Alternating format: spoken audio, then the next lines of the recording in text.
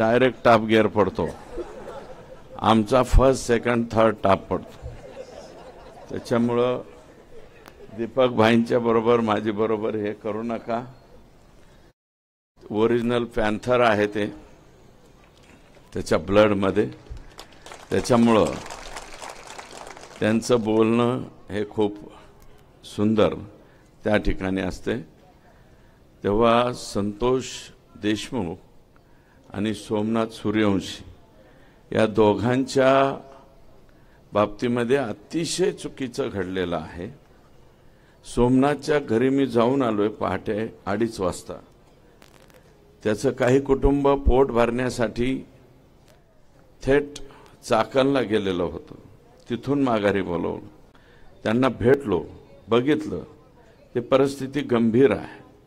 सोमनाथला न्याय मिळालाच पाहिजे, संतोषला सुद्धा न्याय या ठिकाणी मिळालाच पाहिजे.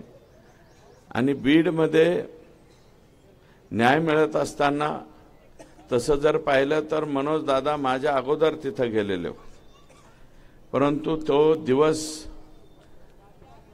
पीएमच्या संदर्भातला निर्णय घ्यायचा होता, पीएम करायचं होतं. लोक रस्त्यावरती आलते आणि तिथं स्वतः मनोज दादा बसून होते.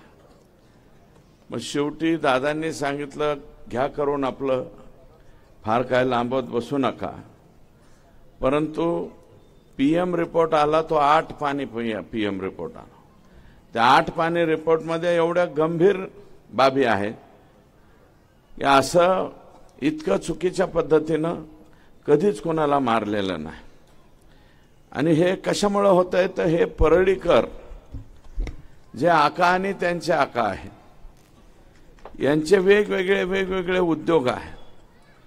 त्याच्यामध्ये बाकीच्या काही गोष्टी सांगितल्या, परंतु त्या व्यतिरिक्त गोष्टी सांगतो. परळीतील इराणी समाजाचे काही लोक आहेत, हे या दोघांच्या जीवावर गांजा, चरस, देशी विदेशी रिव्हॉल्वर विक्री करतात. आणि या इराणी लोकांकडून हिस्सा घेण्यासाठी स्पेशल पोलिसांची नियुक्ती आका करीत होते. म्हणजे जे कशाचं पिस्तूल विकायचे त्याच्यातलं कमिशन सुद्धा आकाकडे पोहोचलं पाहिजे, अशा प्रकारची एक सिस्टीम होती. थर्मलमधील भांगार रोजच्या रोज चोरीला जातं. ते चोरीचे भांगार आणि त्यात पोलिसांचा वाटा आणि पोलिसांच्या वाट्याच्या नंतर आकाचा वाटा.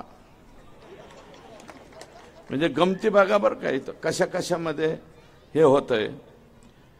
एसटी महामंडळातील अनेक लोक एसटीतलं सुद्धा काही बाई चोरतील, त्याच्यावरती लक्ष ठेवायला पोलीस आणि त्या पोलिसांनी आकाला जाऊन भेटायचं असा एक प्रघात त्या परळीमध्ये त्या ठिकाणी होता.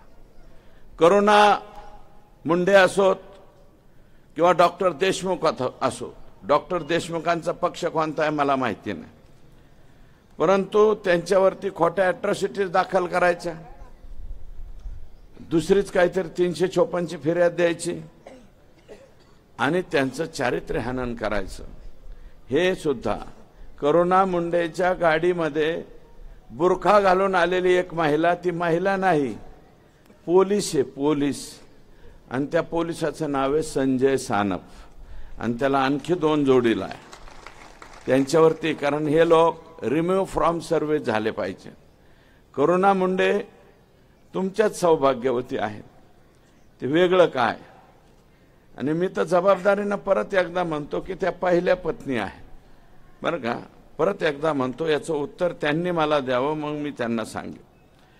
त्याच्यानंतर इतर समाज बांधवातला कोणताही पदाधिकारी जर आका आणि त्यांच्या आकांनी कोणत्या पदावर नेमला तर त्यांनी फक्त सयाजीराव व्हायचं, बाकी त्यांना काढीचाही अधिकार नाही. फक्त आले का सयाजीराव.